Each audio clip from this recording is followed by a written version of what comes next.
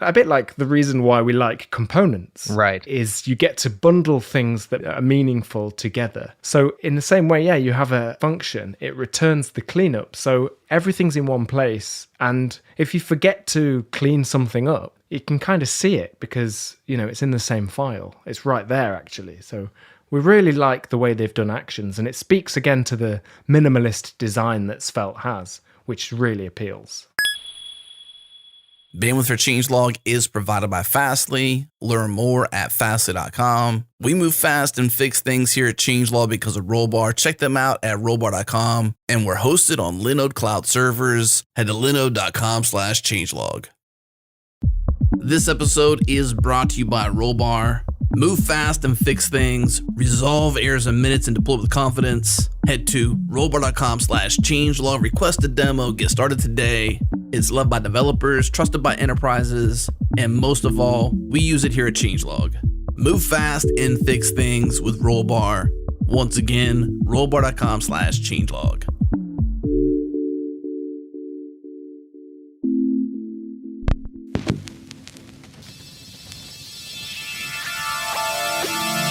Welcome to JS Party, your weekly celebration of JavaScript and the web. Next week on the show, we take up a listener topic, evolving alongside JS's changing syntax. The week following, Suze and the gang enroll in Firas' web security school. Subscribe now so you don't miss that one. Today we're talking about Svelte, so let's get to it. Party time, y'all.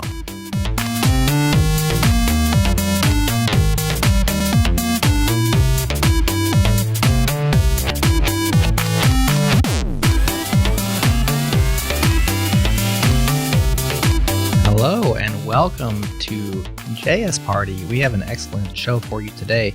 We talk about frameworks a lot, we talk about technologies, and sometimes we talk about them in the abstract, or we have our toy apps or our weekend projects. But it's not every day that we get to see and talk to some folks who are using a framework which is definitely on the upside of the hype cycle in a brand new production business. Like, they're betting the business to a certain degree, small bet, on Svelte. And so today I'm joined by the creators of Pace.dev, David Hernandez, and Matt Ryer, whose voice you may be familiar with if you listen to our sister podcast, the not quite as good, but still okay, Go Time. Guys, thanks for joining me. Great to be here. Thank you. Thank you. Yeah, great to be here. How does it feel on the good side of the force? It's kind of like your Kylo Ren moment, You're used to the dark side, but you've been drawn. You've been drawn by the JavaScript to the light side. We're used to static types and things, so this feels now very like anything could happen. Like, that's right. There's no rules. It's exciting, isn't it? Yeah, it is exciting. So yeah, we're here to talk about Pace. We're here to talk about Svelte. And the first thing that I would like to know is how you go about making these kind of decisions. So you've decided to pick Svelte for the front end. I'm sure you're doing Go for the back end. Give like the quick understanding of what Pace is. We don't need to go deep into Pace yet, but then tell us how you went ahead and chose Svelte as your tool du jour. Yeah. Well, Pace it's a project management tool, and we're trying to do it in a very sort of minimalist user experience. And so the user experience was kind of vital, really, for us. We wanted to make sure it was a beautiful kind of experience and also easy to use and hard to abuse and these kinds of things. So we knew that we couldn't just render static things on the server and serve them to the front end. We wanted it to be more immediate than that, and we wanted sort of tighter feedback loops for users and things. So we knew there was going to be some rich element to it in the front end. Mm-hmm. And we started looking at Vue, didn't we, David? Yeah. At the beginning, we were doing a little prototype with Vue. We've been doing it for a while, like more than 2 or 3 weeks doing it, isn't it? Mm. But at some point, we didn't enjoy it. It was like a little bit cumbersome. Yeah, it didn't feel right. It basically didn't feel right.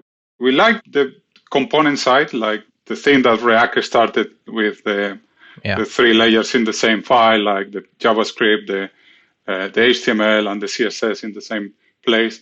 But dependencies, state management was a problem. We basically didn't enjoy it. We didn't feel it was right. We were struggling. The learning curve was a little bit high. So we were evaluating new things. I don't know how Svelte came in, to be honest. It was a tweet, or we just Google it, or whatever, but we just say, oh, we should try it. Yeah. Matt, do you remember how Svelte came in? Was it a tweet? Was it a... I don't remember, but I know that when we were researching it, Svelte stood out because of its minimalism. It makes the point that these frameworks actually, they're very powerful. Vue is very powerful, React, they're extremely powerful, but you really have to put a lot of effort in, I think, to learn it in order to be effective in it. So like state management and other kinds of common problems probably have really nice solutions, but they weren't very accessible to us.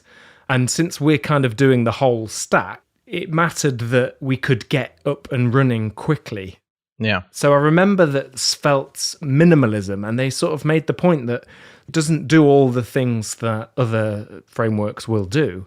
It sort of sticks to the basics. And that resonated with us, especially with Go, because Go has that same kind of attitude.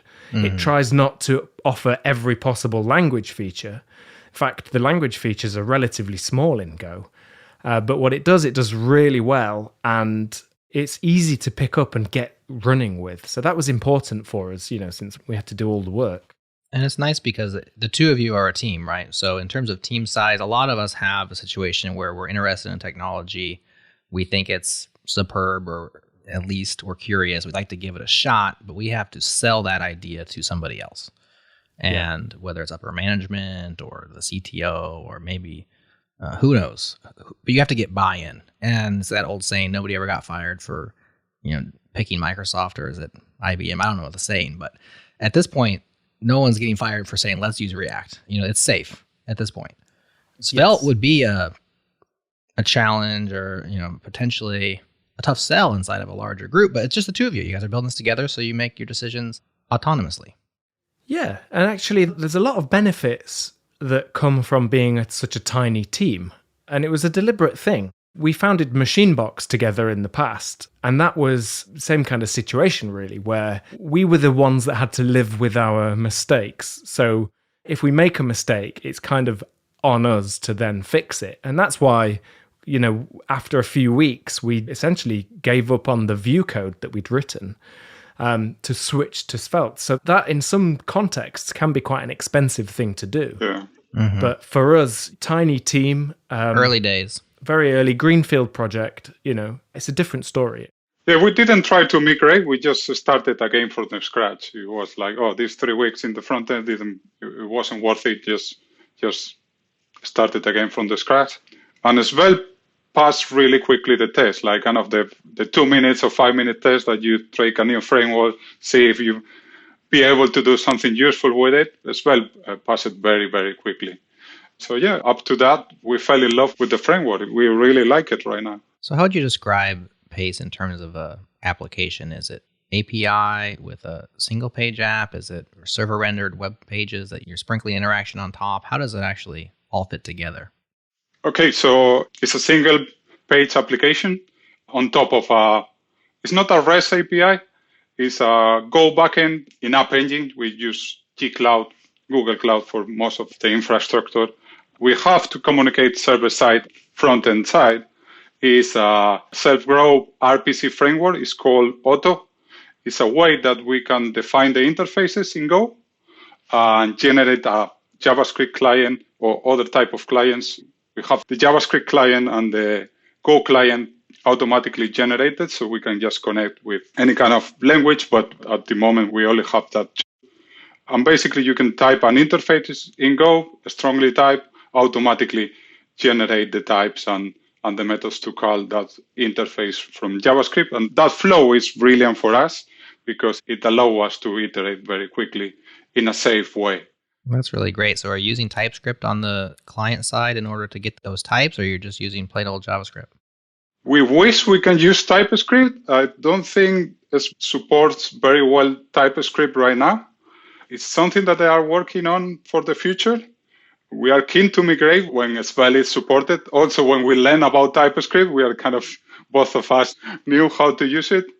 But yeah, it's one thing that we are very keen to migrate. We have a couple of bugs already related with the strong type and date conversions and things like that. So we are very keen to migrate to TypeScript if we can. Right now it's just a JavaScript, but the thing about the client generation is in Go. Mm-hmm. We can easily change the client generation to make some checks. So it makes sure that, for example, if you, at development time, if you pass a field that the backend doesn't expect it produces an error in the console. So it's very useful to know, I'm developing and I didn't refresh my backend, or I stopped with the backend and I didn't realize things like that. It's quite easy to put it into the client. Yeah, and that's another example, that little API layer that we wrote that ourselves. In a team, that would be a hard sell because, of course, you don't want to invest and have to maintain something like that, ideally. And there are solutions that you can use off the shelf. But again, it was about the balance between the learning curve of learning one of those things and also the control you give up whenever you use a framework or another existing technology. That technology already comes with trade-offs that are already pre-made. We wanted to be so kind of iterative. We weren't sure how we were going to be using things and what we'd need from this API layer. So literally, as David said, they're Go interfaces, which are strongly typed interfaces. We then use templating to generate then code. And that process allows us, because since we control those templates, right, it allows us to just do whatever we need to do in the client and in the server. And actually, that's the idea behind the project. It's actually an open source project, and we can put the link to it in the show notes if you like. Yeah, absolutely. Yeah, it's nice. But again, that's another decision you probably wouldn't get to make if you were in a team situation, because sometimes we reach a barrier, we couldn't do something, we'd have to go and add a capability to this API layer, the Auto project. But that's okay for us to do that, since we were not only just two of us, but we're also building the entire stack ourselves. Right. So that generated JavaScript code, do you go ahead and just check that into your repo and it just lives there? Or is it generated on the fly during deploy? How does that work? I think it might be both. We do check it in. Do we, David? I don't remember. I know sometimes we do. Yeah, we check it in. Yeah. I think when we change something in the interface definition, we invoke a command to regenerate the client. And the thing is, we check in that client. So if you check out, you can able to just run it. But we have a slightly different version from dev and production. In dev, we have some checks to give warnings and other type of errors when you pass a field that the backend didn't expect it, or when you miss a field that the backend expected. We have that slightly different behavior for development and from production, because in development it's quite useful to have it to just iterate quickly and have that feedback loop. And in production, the reason that we don't have it is because if you are actually sending a field that you don't expect and that works, we shouldn't stop the user to be able to perform that operation, isn't it? So it's more important that. But apart from that, they are basically identical. They are all the same. Well, that definitely makes refactoring easy later, especially if you can switch to a TypeScript, you just change the code that you're generating, rerun the generation, check it back in, and you have kind of one source of truth, which is a beautiful thing. Yeah, hopefully it could be that easy. Hopefully. Sounds like it'll work. Well, somebody already contributed a Rust template to the Auto project, and we're not Rust programmers, so we wouldn't have been able to do that. But somebody's made, a Rust client essentially. It does have that flavor to it. It's quite minimalist. It's just Go in, and we chose Go because our back end is in Go, and we're familiar with Go, And actually, when it comes to choosing technology, kind of familiarity, I think, is quite an important aspect to consider. A lot of people try and sit down and look maybe purely at the performance of different technologies, JSON REST versus gRPC, for example. If it's just a space race on tech, you would say, well, it's going to be gRPC because it's a binary protocol. It's got lots of other kind of streaming features and all these things. But actually, if the team's never used that technology and the concepts are new, that learning curve is a cost that you have to also kind of consider. And so for us, tech that we enjoy and that we're familiar with, all those things play into it and end up being much more important, really, than performance considerations because of the situation that we're running it in. So would you consider this client for Auto that you wrote, is it a Svelte client? Is it a JavaScript client? Is it outputting plain old JavaScript objects that Svelte is then consuming, or is it outputting Svelte component thing? No, it's plain JavaScript. Okay. Yeah. Svelte is like most of the frameworks. You import things, there's a build process that happens. Right. One of the things that makes Svelte special, actually, is the work it does at compile time, which we could talk about in a bit. Which we will, yeah. Yeah, essentially, it's just plain old JavaScript. It uses the fetch API to make calls. It's just HTTP, and it is actually at the moment HTTP and JSON, but it's just a case of tweaking the templates to change that even into something else. So if we wanted to get those messages even smaller, we can do that in the Auto project. And, we just then run the latest version, we'll generate, and we won't have to touch any of our other code. It'll just work.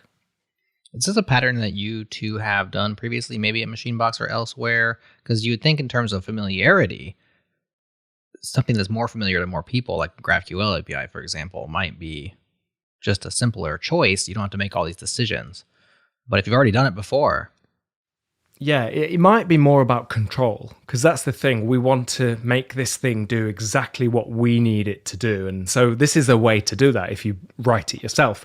I don't necessarily recommend this actually as a strategy for teams or anything. Sure. But for David and I mean, we have got a lot of quite diverse experience between us, from big kind of back-end scale things. I mean, David doesn't like me saying this, but he worked on a project for the Olympics for the BBC. Why doesn't he want you to say that? He's a very modest person. A little bit sometimes, yeah. We balance each other out nicely. Yeah, that's the trick. There you go. But that was like collecting live data at the Olympics at scale and distributing it and all this. So, that's not an easy thing. And you can't say, can we just have a quick Olympics before to test out this tech, please? Right. He did ask and they said no.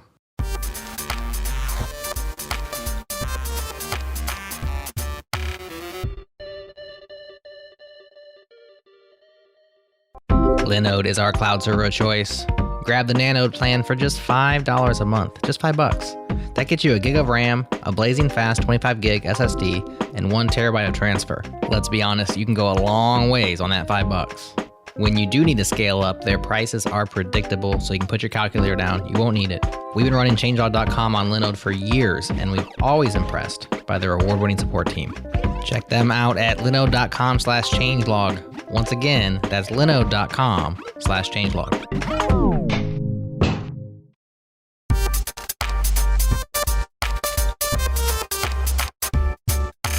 I would love to hear the user experience of building Pace with Svelte. Like, give us a feature that's built out that you've done, what it looks like in Svelte. Like, and maybe as a developer and then as an end user, of course, we have the website. Maybe people can go to the website and see that feature. But a lot of these tools is about developer experience, and you want to stay minimal. You want to stay tight and lean, and that's what was attractive. Of course, compile time stuff is a huge attractor for performance and other reasons with Svelte. Simplicity. And you seem to like it because you're here to talk about it. So tell us what it feels like. What's a practical use that you're doing? Yeah, one example that stands out to me is this grouper control that we made. We have a few places in the app where we show a list of data. We wanted to group that data by some heading, right? So for example, if it's comments, then if I comment and then David comments and then I comment, we insert the little avatar each time. Mm-hmm. If I comment and then I comment and then I comment, there's no need to repeat those avatars each time. Right. What we wanted was a way to group, basically, and it felt like this was going to be a difficult thing, and we were even thinking of doing it on the server initially. And then I think it was just one Saturday morning I was kind of playing around with Svelte, and there's nothing unique about Svelte probably that I think you could do the same thing in other component sort of libraries. Sure. But essentially we built a control which you give it a set of data, an array of data. you give it also a grouping function. So, and then it essentially calls that function for each item. And if the group is different to the previous one, then it renders the group header. And if not, it doesn't. And so it uses what they call slots in Svelte. Okay. Which is like passing little templates, little bits of markup into a component. So you just say like grouper, it looks like a normal HTML element. You pass the data in as attributes, and then you create a slot for the group heading and a slot for each item. And then that's it. It will render that and group it up for you. And if you want to change how things are grouped, it's just a case of changing the little grouper function, which is it's really simple. It takes in the item and you return the value, whatever that group value is. And it's kind of as simple as that. That served us quite a few times actually in Pace so far. So that was a nice one. Can you think of any others, David? Yeah, also we have a blog post about that one. So the code of that grouper is also open source if anybody want to check it out. For me, one of my favorite features of Svelte is the use directive. It's a way to interact with other libraries, third parties, or nip into the DOM in a nice way. When you use that use directive, it is called actions in Svelte, I believe so. You put it to an element, and you get the node and the attributes of that node, but whatever time you update some parameter, it renders again, it calls that function again. So it's ideal to interact with other libraries. For example, if you want to use the autocomplete from an old jQuery plugin or something in UIKit that we also use, it's perfect because the life cycle of that integration is just one function. It's just self-contained. It calls destroy when the node is destroyed, so you can just tear it down quite easily. So we use it a lot for many type of features, especially when we have to interact with the other libraries. It's the perfect use case. We haven't wrote much about it, isn't it? We probably need to write a little bit more about it. It's a really nice use case. Yeah, and to write actions in Svelte, it's just a function, and it takes in the node and some options. And then what you do is you return another object that has a destroy method or function, I guess, and also an update in there. So if anything changes, as David said, you can actually run some code and respond to those changes. And Svelte manages the life cycle for you. So if you navigate away from a page that has that on, and by the way, this is a single page application, so there's no real page, you're not really moving pages. Right. Client-side routing, all that. Yeah, exactly, yeah. Yeah. If you move to a different page, it will run that code to go and, whether it's remove listeners or whatever. In some cases, there's allocation that happens that you have to tidy up after yourself. But what's nice is it's a single function to write an action. And you return the cleanup, which is a pattern that we use in Go a lot as well. So again, very familiar for us. I feel like you might be on a personal journey to say the word Go as many times as you did. Your panelists at Go Time put you up to this, Matt? You just got to keep saying Go on our show as many times as you can, because you're hitting double digits here, brother. Oh, I'm sorry. I'll try not to mention it again. Don't bleep it out, though, will you? Oh, I should. Let's bleep it out. Yeah. Every time you say it, it's a swear curse word. Yeah. Yeah. Anyways, I cut you off terribly, but That's all right. You deserve it. I'm just kidding. Keep going. Yeah, I know. I did. Yeah, so it's nice that the setup and the teardown is all in one place. If you think about code maintainability, having a bit like the reason why we like components, right, is you get to bundle things that are meaningful together. So in the same way, you have a function, it returns the cleanup. So everything's in one place. And if you forget to clean something up, you can kind of see it because, it's in the same file. It's right there, actually. So we really like the way they've done actions. And it speaks again to the minimalist design that Svelte has, which really appeals. What about downsides? I'm sure it's not all puppies and rainbows and unicorns. Have you hit any rough edges, bugs, things that are missing that you expect to be there? Anything that you would not like about it? I do think that there is a concept of kind of on mount and on destroy. And there was some weirdness around when you could call on destroy. And if you called it at the wrong time, then things weren't getting called properly. I actually think they got fixed. So we updated Svelte, we updated our dependency, and I think it fixed it. But also, because we're using client-side routing, which, by the way, is how we say that word in British English. Yeah. I'm going to say, what's that? Routing? Yeah, sorry. Yeah. So do you have a router then? Yes, we have a router. So a router doesn't No, route? I'm joking. We have a router, yeah. Okay, a router. Don't bleep out when I say words in British English as well. I'm just going to bleep out a bunch of your words randomly and see how it shakes out. Yeah. For example, we have a page component and it might show you a page of data. Now, in the beginning, we were loading that data on mount, which kind of makes perfect sense. Right. But then, of course, if you interact and switch to it's the same component but a different URL, so you're looking at a different page of data, that component doesn't get mounted again. It's already there. And what happens instead is that the parameters from the root itself is what's changed. So that's what we have to be reactive against, not the on mount. So we ended up not really using mount and destroy in the end very much at all. The router is one of the things that is not part of the built-ins that Svelte has. It's a package that we use. It's one of the recommended ones. I think it's just called Svelte routing, but it's not part of the official distribution. We have to find it. Is there an official? I don't think so at this moment. But that one's good. It's kind of one of the recommenders, but it's good enough. Yeah, we didn't have any problem with that. Yeah, it was good. Have you interacted with the community at all? With open issues, spoken with the core team? Is it Rich or Rick? I think it's Rich, Harris, and the guys. Any interaction there, or you just been happy users over on the sideline for the most part? When we encountered some confusion around mounting and destroying, I did reach out through GitHub, opened an issue, and we've got a lot of experience in open source. And as a maintainer of some open source projects myself, I feel like I know how to open an issue. So I think they appreciated like the detail that was there. It wasn't too much information. It was kind of hopefully just right. But they responded so quickly, and I think they gave me a workaround immediately. And then I think things may be changed in the next release or something.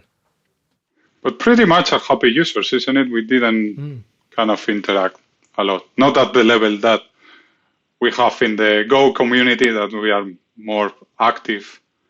Here is just a good users more than active contributor.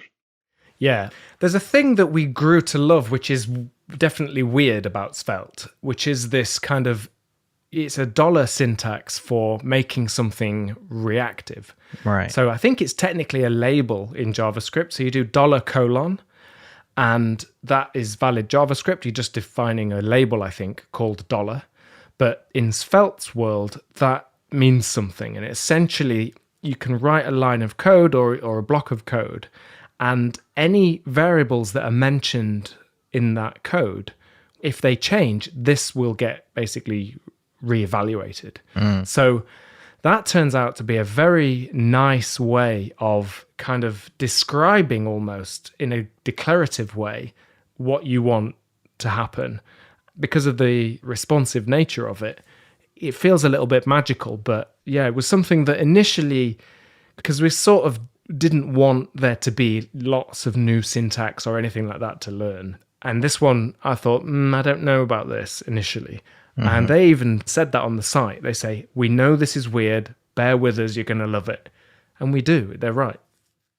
Yeah, it took a while to learn, and it took a while to make your mind, I can use the $. Thing. Once you get it, it turns out to be pretty good. Yeah. I quite like it. At the beginning it was, no, let's not use it for a while, like maybe we don't need it. But no, we were wrong on that one, and it deserves like a little bit of learning curve in that sense. For the rest of the framework, it's pretty easy to learn, and I'm quite enjoying learning it.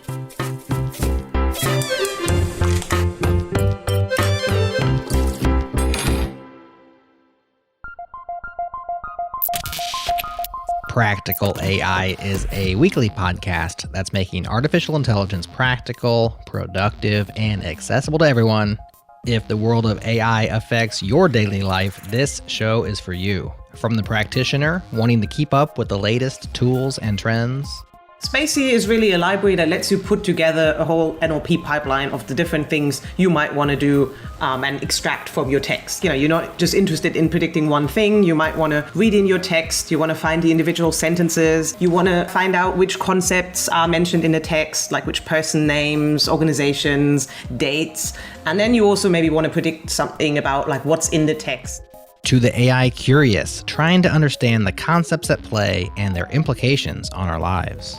Would you rather be spending your time improving your blue score by 0.1 on French to English? Or would you rather have a breakthrough on kind of that under-resourced language that, by the way, has 350 million people using it in underprivileged areas around the world? Here's your expert hosts. My name is Chris Benson. I am a principal AI strategist at Lockheed Martin, and with me, as always, is Daniel Whitenack, a data scientist with SIL International. Hey, how's it going today, Daniel? Please listen to a recent episode and subscribe today. We'd love to have you as a listener.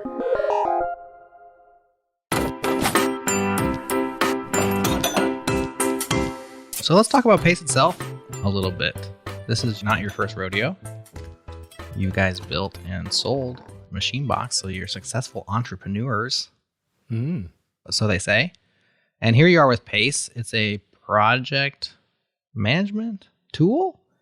Entering a market, build with the Jiras, the Trellos, the Pivotal trackers, the what else? Microsoft GitHub projects. products, GitHub projects. Yeah, GitHub projects. TextPad. Right. People just use TextPad. Yep. Notion, which is on the come up. Monday. Yeah, you can make it a drinking game. So the one that runs out of project number. Oh yeah, like you just keep going around and whoever can't think of another Yeah. drinks. Yeah, exactly. I like that actually. So I've already spilled the beans. I've named like 7 of them, so I guess we can't play maybe next time around. But the point is, the crowded market, lots of people trying to solve this problem. Basecamp's another one, right? Project management tools, communication tools.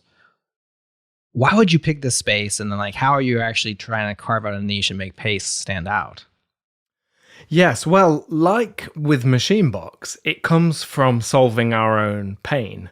And I always think whenever I've worked on something where I really understand the pain myself, the results are so much better. I mean, whenever we try and imagine something that we're going to build a solution to some problem that we're sort of imagining or we don't really have personal experience with, you make sometimes very fundamental and sometimes quite silly mistakes or assumptions. And it takes a lot of work to test and retest assumptions and all this kind of thing. So we definitely got a little bit addicted to this idea of solving your own real personal pain. And we were using Jira, which is extremely powerful. It's a platform really for this kind of thing. It's complicated. It's very complicated. I heard tell once, many moons ago, that you can configure it to be simple to use. But I've never seen that happen. So I think, it's because it's kind of trying to do everything that it ends up being this kind of crazy monolithic monster that's difficult to use. And actually like ends up being quite slow, and sometimes you just want to nip in, have a look at something, make a change, say, this is in progress, or make some comments or ask a question and nip out. And we were spending too long in these tools, even to the point where I once was trying to say, this work's done. And I clicked done and it said, you didn't enter these fields, these 4 fields. So I was like, I don't know what those 4 fields mean. And so I couldn't mark the work as done because it wouldn't let me. And it's just like, well, what? So it was things like that. And David, what was the other one? Slack was the other thing that we were kind of getting. Yeah, basically we understand product or project management or even team management as a communication. The ground of Jira and other tools is not based on communications. It's based on tasks that you create and you assign to people. That's the basic flow that any project management tool has. we tried to merge it in the way that we were spending a lot of time in Slack also to just communicate in the day basics. We were losing track what it has to go to Slack, has to go to Jira, or has to be an email. So we've reached a point that the communication is also as important as the project management itself. So we wanted to blend that two concepts in one and make a tool that it solves both problems, so you don't have to context switch from one to another. You can do a conversation in Pace and naturally create a card or a task to someone to do it, or just want to have the opinion of some piece of work to a team. So you can ask questions, send a message to a team, and they can decide to convert that message into a card, and so on and so forth. That kind of workflows wasn't reflected at all in the current tools that we try or we used before. And at that point, we say, oh, yeah, it's okay. We can just make our own, see how it goes, and see if we really keen to use that tool. Mm-hmm. Turns out that from around a couple of months, we only been using Pace. We just don't use Slack anymore. Absolutely, we don't use Jira. We don't have to. Nobody tries to make us to use Jira or any other project management tool. So we build Pace with Pace. And that is it's even a good motto, isn't it? Right. So what is the core functionality of Pace? It seems like there's this concept of the medium as the message. And when you think of certain applications, Trello is a list of lists. And so cards are the thing. Jira, I feel like the ticket or whatever that thing is called is like the center of the world.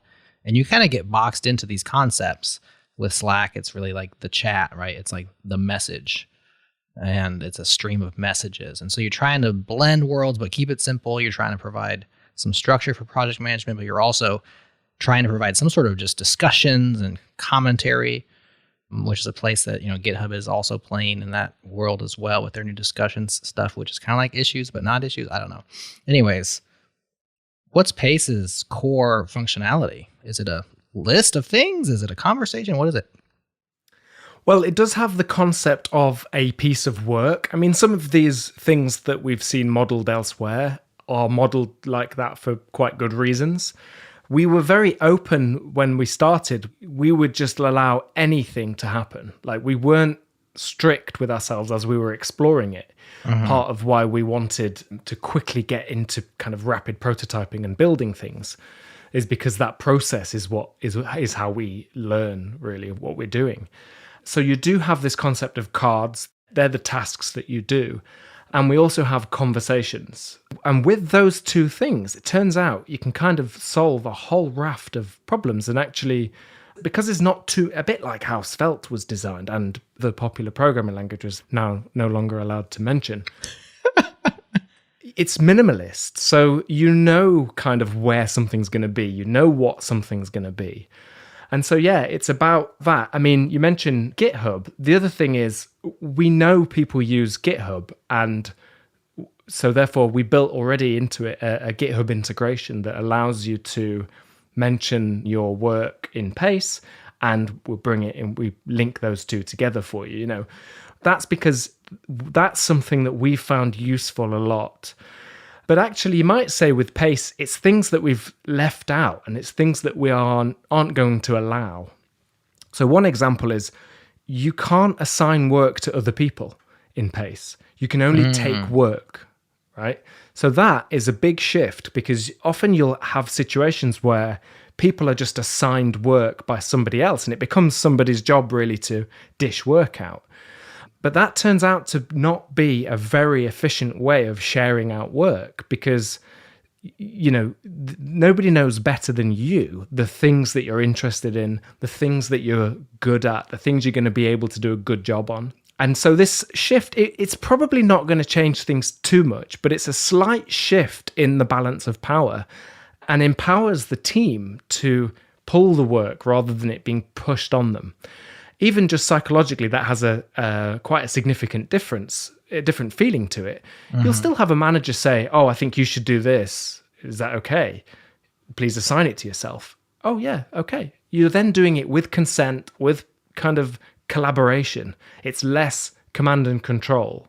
So there's a few little quirks of it like that are bringing in really our years of experience of how we've successfully run teams, and it encodes it into the tooling. So it's kind of a no-brainer. You don't really have to be thinking, who's best to do this work? I'm going to assign it to somebody.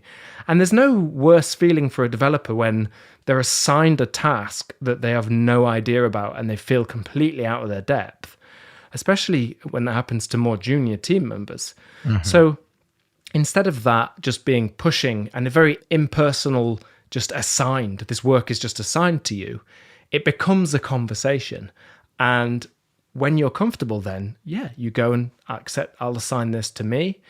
And that has a very different feeling to it. And I've seen that be very successful. So there's a few little quirks of the app like that, which we hope will find and resonate with people and find the right people where that works, You look like you want to say something, David.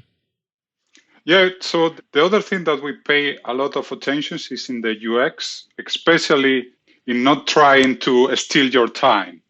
It's like the most precious time of a developer of a team is the time actually producing code, producing something useful, not the time that you spend in applications.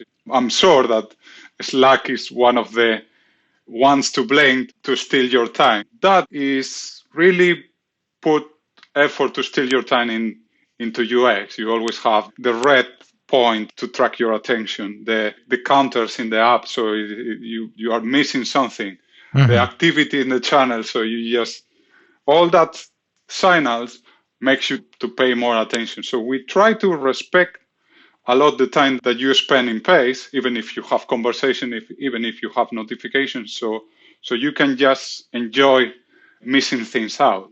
You can turn off your notifications, do some code, get back to Pace, look for another piece of work, or look for the conversations that you are part of. And I believe we put a lot of effort in the UX to be in a very natural way, so you are responsible of your time. And I think that philosophy is what it makes Pace good.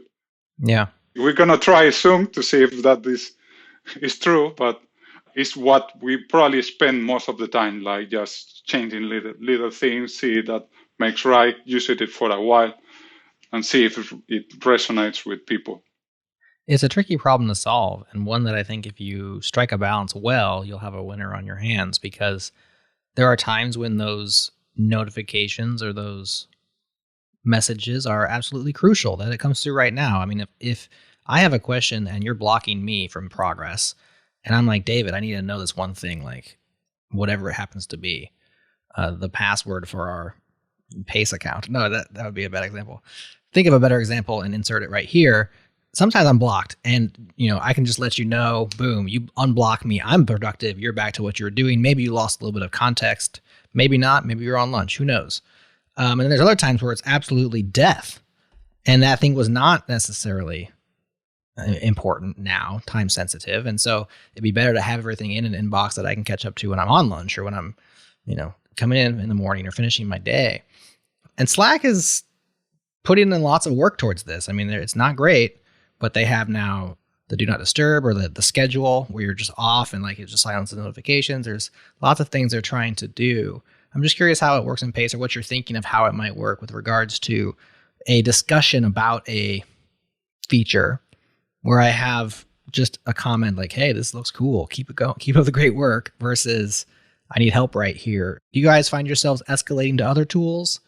You say you're not using Slack anymore, but when David, if Matt's blocking you and you need an answer now or soon, do you text him at that point, or do you say like notify him anyways? What's the flow for that? Yeah, that's a good question. Yeah. If I need Matt, I call him, like phone, or I never call you by phone, probably, Matt. No. Never need you. I can't understand you. Yeah. What is a phone? Text is preferred, right? Yeah. Yeah, well, but Slack is doing that, but at its core, it is an instant messaging. That's kind of what it's good at. It sets expectations of real time. Yeah, exactly. And the pressure that can put on, I mean, you feel bad if you've been away and you come back and you've got lots of messages. You actually feel bad now. And that's kind of crazy. And it depends, obviously, with some teams, this is more of a problem than others. But the trick is really to put the knowledge in the system in a different way. And you can mitigate a lot of those urgent, you want to avoid those, this is really urgent, I need you right now kind of situations. They're not unavoidable completely. But, with Pace being asynchronous by default, that gets a step closer, and protecting developer time is kind of vital, because those little interruptions, it is annoying when you can't get an answer to something you need quickly, but it's not as annoying as when you're in the zone on something and Slack is knocking at your door all day. And so, we've gone the other way on it. We've said, right, this is it. By default, it's async communication. So don't expect an answer right away. You can still use it in that way if you both happen to be online at the same time. But, it certainly doesn't present in the experience. It doesn't present as though this is an instant messaging kind of situation. Yeah. Expectations are huge. So is Pace for software teams specifically, or is it for projects? And will that scope, I assume it is for software teams. That's what we've been talking about. But is that scope ever going to change? Do you have aspirations to take over the world and say it's for any project? No, because that's what Jira did. And look at it. It had to add all these things because it has to fit all these different contexts. Right. Another thing about being a tiny team and having already I don't know the polite way of saying that we sold our company, so we don't have to kind of raise money. We don't have to try and show all this future growth and all this. We don't have those constraints. You're bootstrapped. That allows us to stay that way.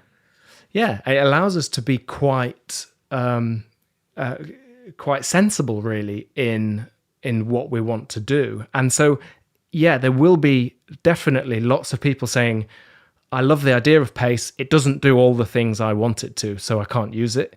That we expect to hear. And really, we're going to be very tight. And every feature that you add that somebody uses, a lot of people don't use it. And so it's in the way. And hiding it behind configuration is sort of moving the problem. I don't think it solves it.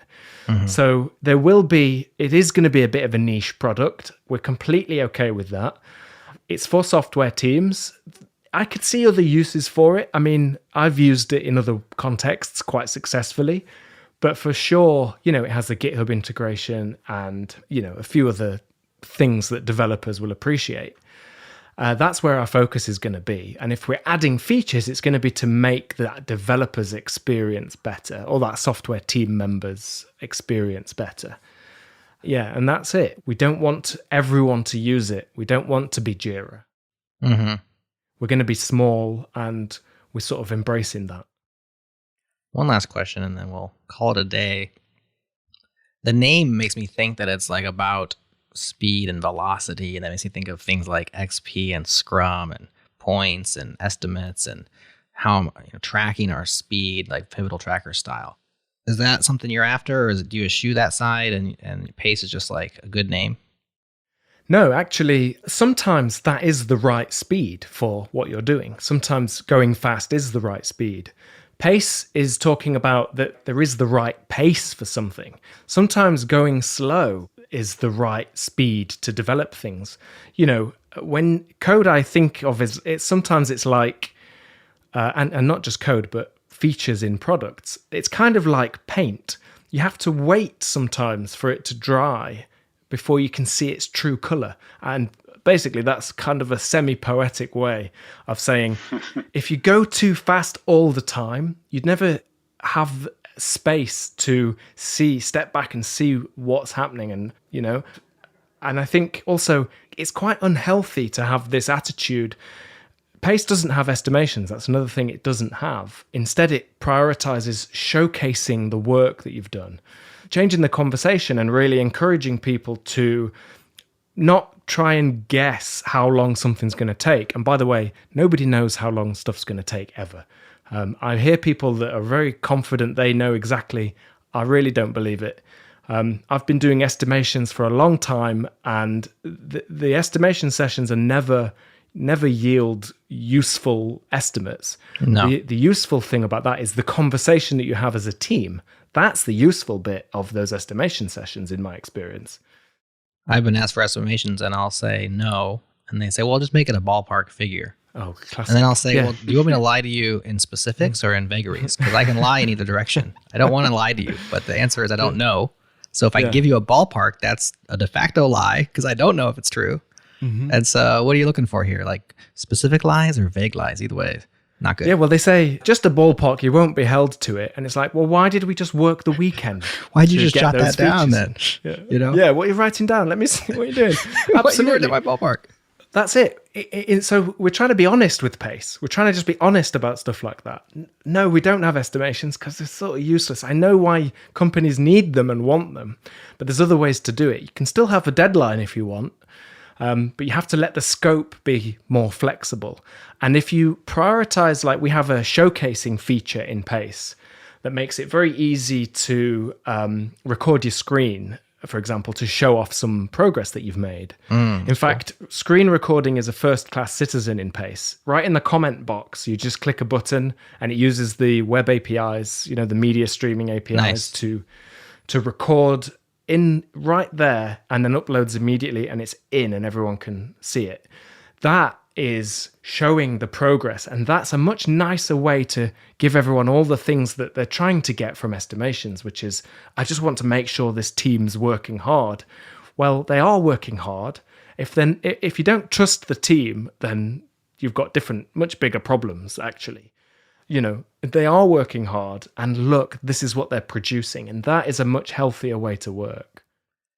Very cool, guys. Well, best of luck with it. Pace.dev. It is in beta or beta. If you're on Matt's side of the pond, you prefer to put it in beta. How do you say it in Spanish, David? Beta. See? Fair enough. You're outnumbered here, Matt. Multiple languages calling it beta. Check it out. You guys have been blogging about your Svelte stuff. Links in the show notes to the Grouper blog post as well as the open source Auto. That's OTO. I thought it was like AUTO for a minute there. So check that out as well. Check out GoTime if you're crazy. What else? Guys, appreciate you coming on JS Party and telling us all about Svelte and what you're up to with Pace. Thanks for having us. It's been a blast. It's one of the best parties I've been to for at least 10 weeks. Me too. Saying a lot. Appreciate it. Because of the lockdown. I'll cut that last minute out. The lockdown bit. Put it in twice. That's our show. Thanks for spending time with us. And a special thanks to Matt and David for joining us. If you give Pace a shot, let us know what you think. Breakmaster Cylinder produces all of our music. Old school fans of our Request for Commits podcast may be wondering if they heard an homage to the RFC theme song in there. Yes, you did. We are brought to you by amazing people at companies who get it. Shout out to Fastly, Linode, and Rollbar for their continued support. If you or your organization could benefit by speaking directly in the ear holes of the JavaScript community, you should sponsor JS Party. Podcast advertising is one of the best ways to tell your story in an authentic way. Plus, you get to feel good by supporting something you love. Learn all about it at changelog.com/sponsor. We would love to work with you. That's all for now. Talk to you again next week.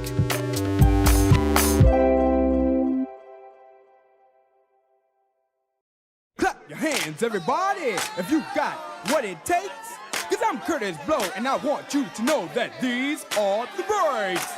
Okay, should we get back into the nitty gritty? Let's do it. I don't really know what nitty means, but it's just a saying. That's a good point, yeah. The nitty gritty. Yeah.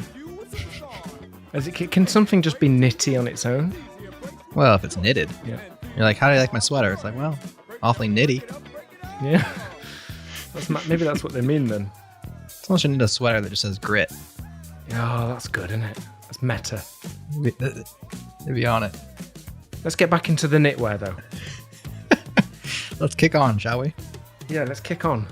Is it everything just opposite in JS Partyland to Go Time? Is that what's going on? Pretty much. Yeah. Like, things that are bad are good. Jokes are funny. Like, it's just opposite. Great. What a burn. Oh, I like that one. Yeah.